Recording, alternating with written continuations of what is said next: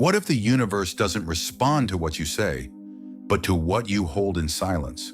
What if your quietest intentions, those dreams you've never spoken aloud, carry more power than your loudest declarations?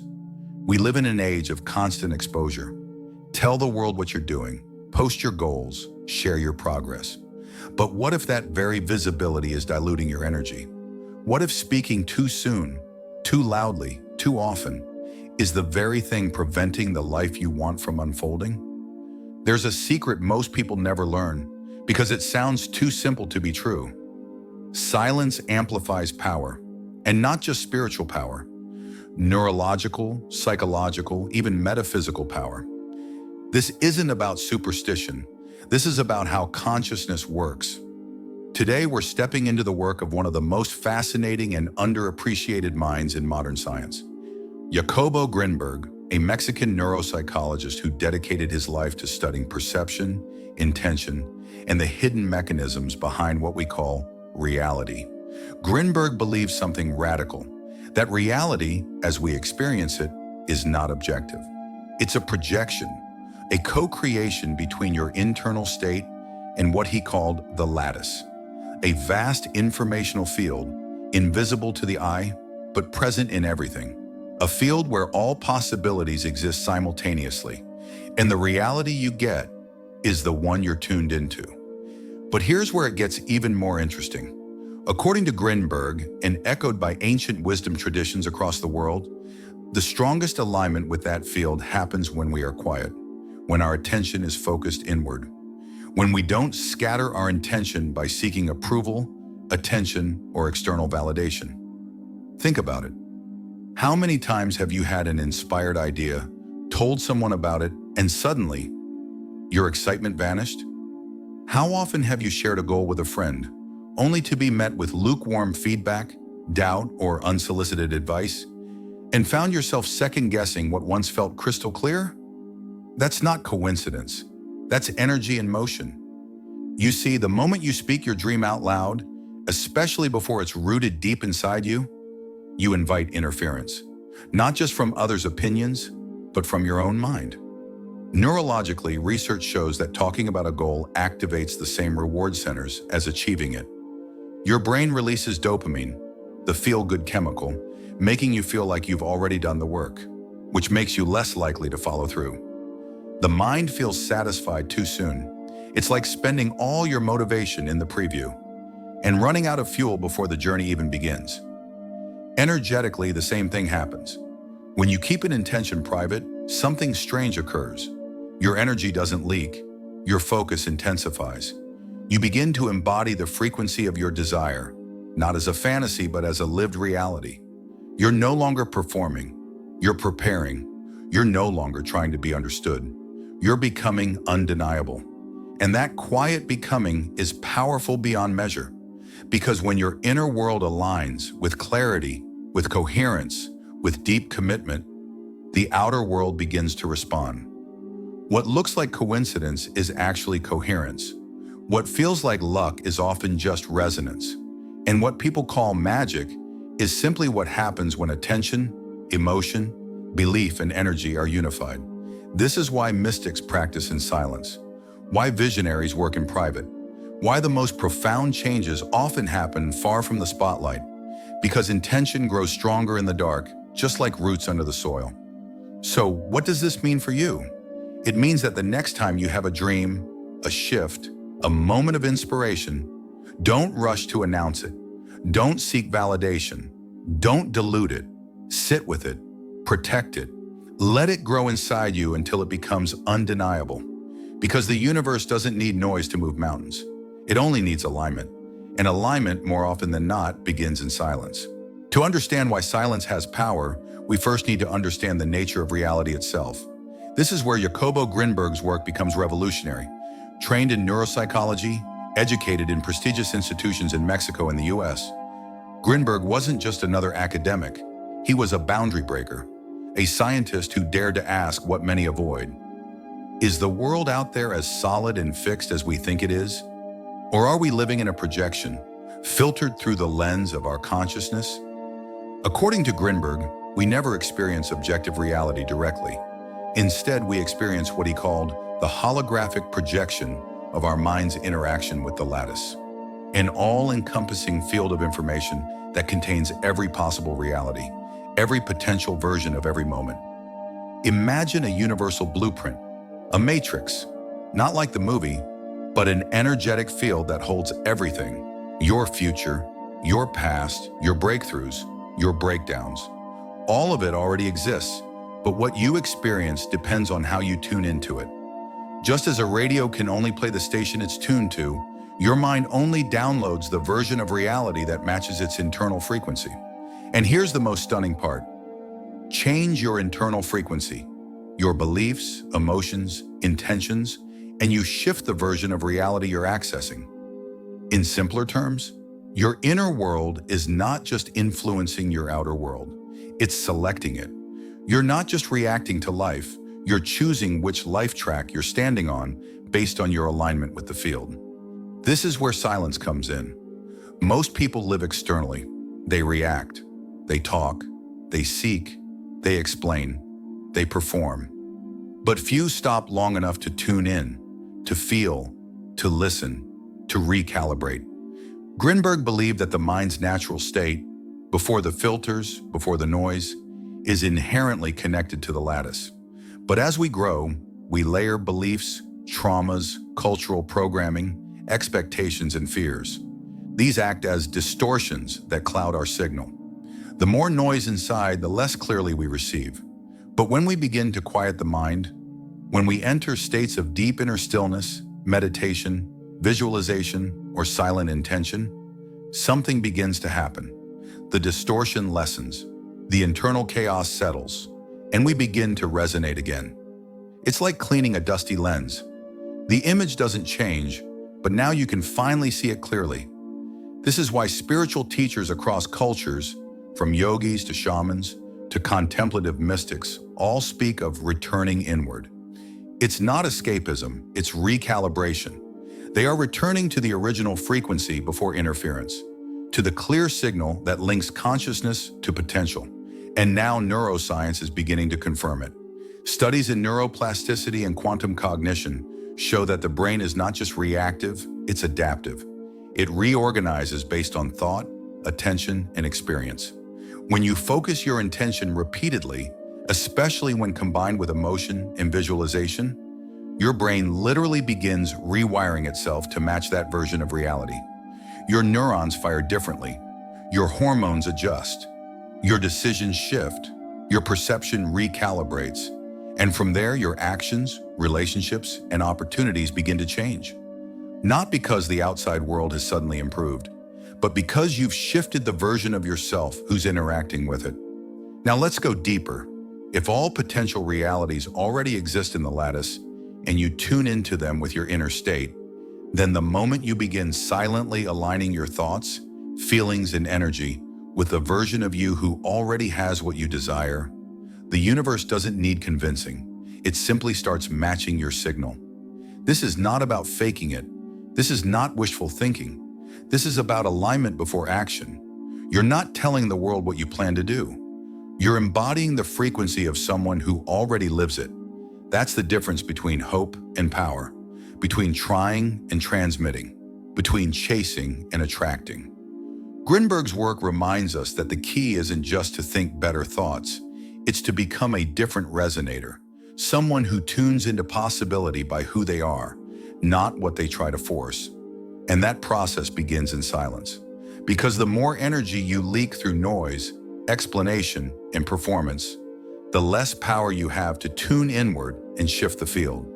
But the more still, intentional, and private you become, the more potent your signal becomes. And in a universe governed by resonance, the strongest signal always leads. Now that we've explored how consciousness interacts with the fabric of reality, it's time to ask a more grounded question. Why, in very practical terms, does silence work? Why is it that when you keep your dreams to yourself, when you protect your goals from the spotlight, they seem to unfold with more ease, more clarity, and more consistency? It's not just energetic, it's neurological. Let's begin with a surprising fact from neuroscience.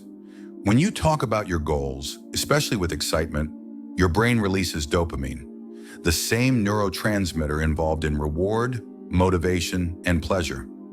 In that moment, your brain experiences the illusion of accomplishment. It feels like you've already made progress, even if all you've done is speak a few words. This creates a kind of premature reward. And the problem with premature reward is that it kills urgency. It's like taking a victory lap before you've even entered the race. Psychologists call this social reality substitution. It refers to how our brains struggle to distinguish between symbolic success, talking about something, and actual achievement, doing it. So when you speak your dream too early, especially in a way that earns praise, you may unconsciously lose the drive to pursue it with the same intensity. Think about it. How many times have you felt inspired to write a book, start a business, or change your life? Shared that idea with a few people, and then slowly the momentum disappeared. Not because you didn't want it, but because some part of you already got what it was craving. Attention, recognition, the feeling of being on your way. The danger isn't just in the external validation, it's in the internal confusion. Because now your identity becomes fragmented. You've started acting like the person who's doing the thing, but without the actual behavioral foundation underneath. You've built the scaffolding, but not the structure. You've externalized the dream before you've internalized the discipline. And discipline is the part that isn't glamorous. It's the part no one claps for. But it's where all real transformation happens. Here's the paradox. We crave being seen, but visibility too early often becomes a substitute for intimacy with ourselves and with the process. The more people we invite into our dream while it's still forming, the more vulnerable it becomes to external energy. Not just criticism, but even unconscious doubt, envy, or misalignment. Some people will misunderstand you. Others will project their limitations onto your path. Even well-meaning loved ones may question, interrupt, or subtly redirect you away from what you know you're meant to do. And it's not their fault, but it is your responsibility to protect the frequency of your becoming. When you speak too soon, you invite interference. But when you move in silence, you preserve coherence. Silence doesn't mean secrecy out of fear. It means sacredness out of respect. Respect for the delicate process of self-transformation.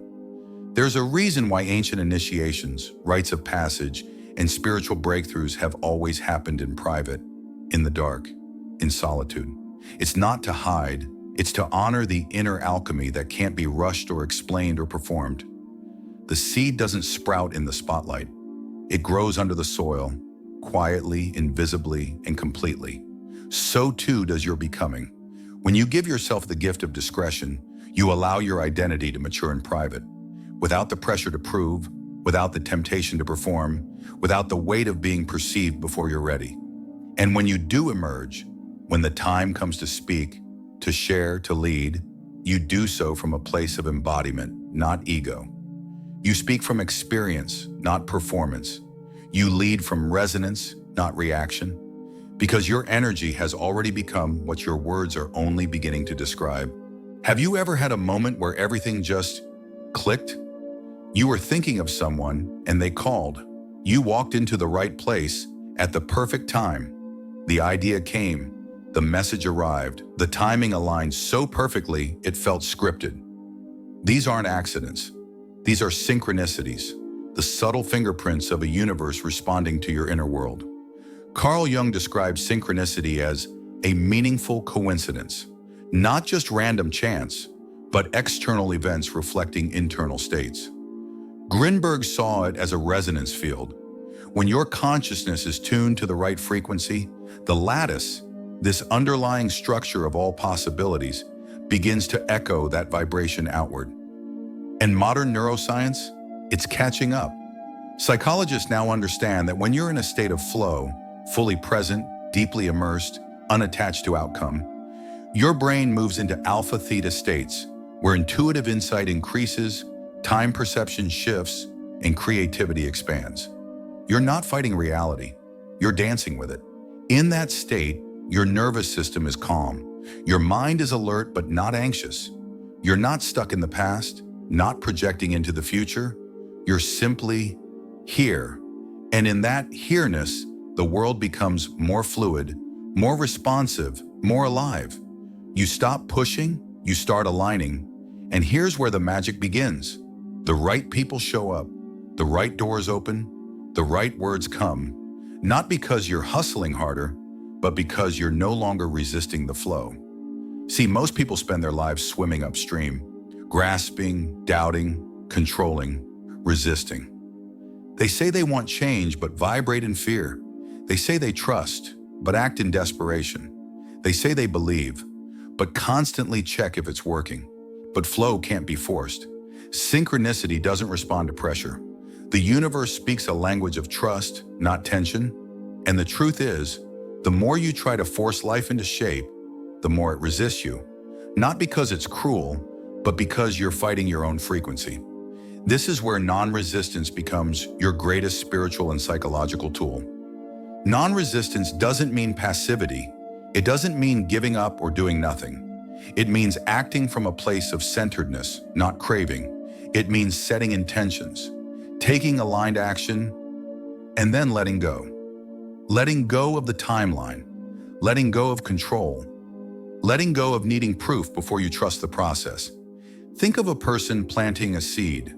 They don't dig it up every day to see if it's growing. They water it, they nurture the soil, and they trust the timing because they understand that growth is invisible before it's undeniable. The same is true for your transformation. The moment you release the need to make something happen and instead align with the version of you for whom it's already natural, the universe begins shifting. You're no longer chasing, you're becoming. And in becoming, you attract. This is the language the universe speaks. Quiet confidence, calm clarity, unshakable knowing. It doesn't respond to fear disguised as effort. It responds to presence radiating as power. That's why when you're in flow, when you're moving without inner resistance, everything seems to organize itself around you. The timing is precise. The people are aligned. The opportunities are strangely perfect. Not because you manipulated it, but because you matched it. Because energy leads, reality follows. Before this video ends, I'd like to leave you with something small, but deeply powerful. A practice, a pause, a quiet act of alignment. Tonight, before you sleep, take 3 minutes just for you. Sit somewhere still, close your eyes, and without saying a word, feel into the version of you who is already living in trust, not needing to rush, not needing to explain, just quietly becoming. Then write down one sentence, not a wish, not a to-do list, just a truth. Something your deeper self already knows. Keep it to yourself. Or, if you feel called, share it below. Here's one to begin with. I no longer chase, I align, or this. My silence is not absence. It is power gathering. What would yours be? The comment section is open, not for noise, but for presence. Let it be a space where silent intentions begin to take form, together yet quietly.